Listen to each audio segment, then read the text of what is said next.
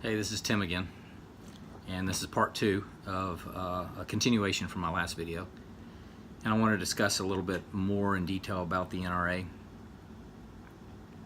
I want to read to you something that I wrote on an article on Town Hall written by Katie Pavlich entitled "NRA is Fighting Illinois' Most Recent Gun Ban." I'm not going to read the story. You can go on there and read it. But I'm going to read what I wrote in response to that. I said, in case no one has been paying attention, sorry, I have to wear my pawpaw glasses because I'm 51 and I don't see as good close up as I used to. I see, 10 feet past me. I've got eagle eyes, but up close, nah, sorry. All right, in case no one's been paying attention, we're getting our butts handed to us from the Republican politicians in Florida writing, sponsoring, and passing a bill very similar to Oregon's, to the large number of bills being presented to the federal House, to cities and towns passing bans, and now again in Florida, a few cities taking the state government to court over a law preventing them from making their own gun laws. We are not winning, not in any way, shape, or form. We cannot win the way we're fighting this war. And believe you me, we are at war.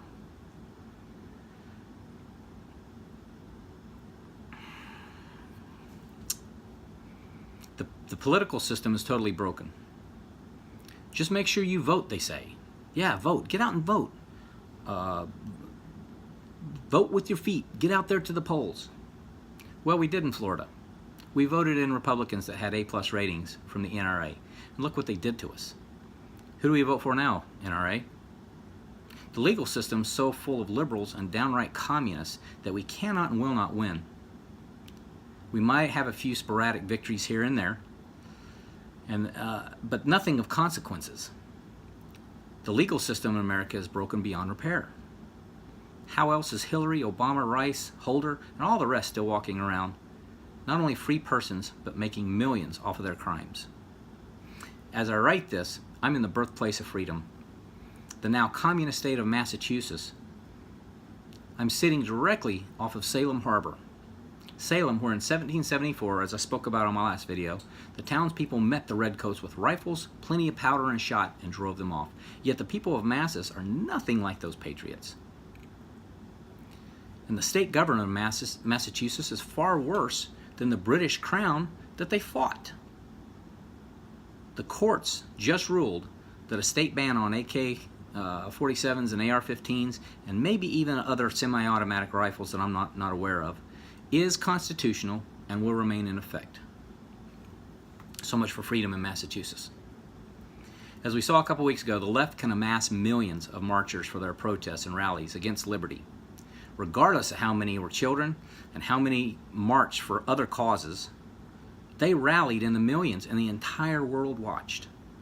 We who claim to be patriots and lovers of freedom and liberty can't even muster a few hundred at our state capitals for pro-2A rallies.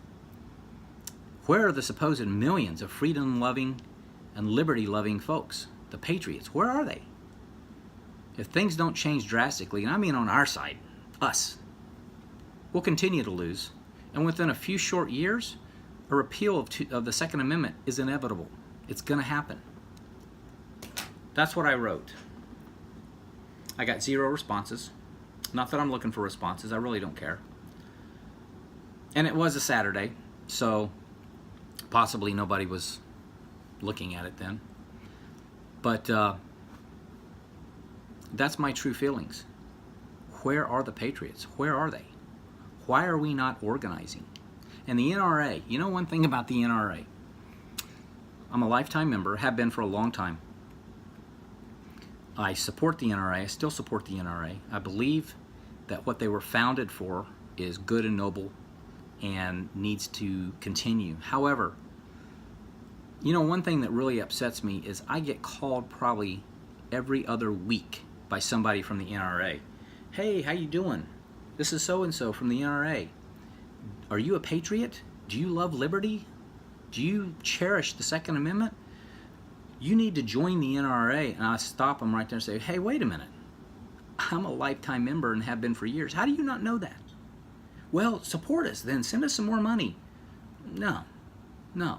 If you can't even remember, or you don't even have it in front of you, that you're calling a lifetime member, a voting member of the NRA, I'm sorry, but you just lost all my interest right there. All of it. That'd be like your church that you've been going to for 15 years calling you up and saying, hey, we got this fund drive going. We'd like you to give us some money. And oh, by the way, we'd really love for you to come down and visit our church and see what we're all about. I'm sorry, I've been going there for 15 years. What are you talking about? So I'm really upset a little bit with the NRA. I understand that they have a legislative duty to go out and launch lawsuits against all of these infringements on the Second Amendment. And let's face it, every gun law there is an infringement on the Second Amendment. Every single one. All of them. But I think they should be a little more proactive in other areas. And I think we, as NRA members, or even if you're not a member of the NRA, excuse me, we should be pushing the NRA to be more proactive in other aspects. We've got the Coleon Awards, we've got the Dana Lashes, we've got the Stitchfields and all of those that are commentators on the NRA and have a huge voice in America right now. Let's use them and let's organize. Let's organize into the militias. Let's get the militia movement going. And I'm not talking about the weirdo militias that might be up in the northern parts of Idaho or somewhere like that. I'm not talking about the skinheads and the those people. I'm not interested in any of that. I'm talking about the actual citizen militia. Let's organize, because if actually we ever got to a point where something happened and we needed to take action, which I believe we're at that point. I believe it's going to happen. We got to realize that as of right now, we have no organizational structure whatsoever. How are we going to be a force other than just a bunch of rabble-rousers in certain locations across the country that's easily put down? We need some type of national organization that starts at home. It starts at your city or county level. How are you going to get in touch with people? How are you going to communicate? How are you going, logistically, how are you going to move? How are you going to supply? How are you going, just like in a battlefield, just like we have millions of combat proven veterans that are patriots, that are Second Amendment supporters. Let's tap into those resources. Let's use those people in a manner that they can be the most useful, and use their talents and their skills that they obtain from the military and figure out our lines of communication, our lines of transportation, logistics. How are we going to supply? How are we going to eat? Logistics is one of the toughest things in moving a group of people, a large group of people. You've got to figure out how you're going to do that effectively. You got to figure out how you're going to stay together, and we can do that. But I think the NRA could be paramount in that. I think they could be huge in organizing and getting the word out and spreading the word and encouraging different groups across the country to organize into the state militias. I think that it was probably really bad when we ever disbanded the militias, or when it just kind of fell out of vogue. And honestly, people today, I'm worried that there's not going to be that many people that show up, that there won't be that many people that can take the time out of their busy schedule. You know, I'm playing a softball tournament this week, or my kid has soccer or something, and that all is way more important than the survival of our nation. I don't want to be too pessimistic, but I'm a realist. I see it. I see that lots of people like to talk a good game, but when it comes to actual action, it doesn't happen. It just doesn't happen. Look at the pro-Second Amendment marches that we have. I was just talking to a very good friend of mine. I was in the Navy with him, and we were discussing this very topic. He says, get people out to rallies.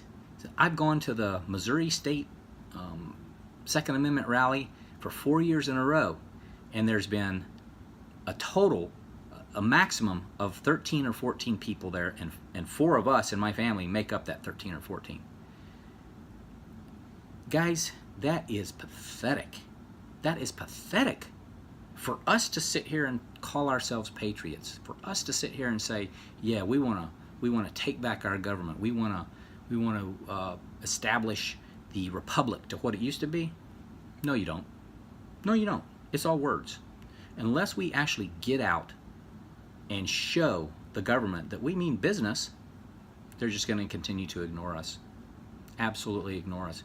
Millions upon millions of leftists rallied and marched on DC a couple of weeks ago.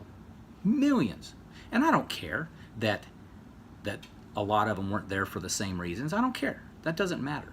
The fact that they organized and got out there, and we can't get more than a couple hundred, maybe a couple thousand at the most, at some state capitals, guys, that's pathetic. Absolutely pathetic. Get out there. When you hear of a rally going on, go. And I want to tell you that I'm just as guilty of all this as you guys are. I mean, I've shirked my responsibility as a citizen.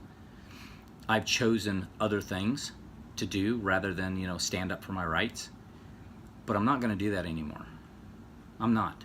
It's time for us to stand together, or we're going to lose it all. Plain and simple, the liberals are organized, and we're not. Absolutely not. And we need to get organized. So I'm calling on the NRA, and I want all of you to call on the NRA to start some type of an organization that will help us to form the militia and to organize ourselves into an actual force to be reckoned with. Thanks for watching. Talk to you next time.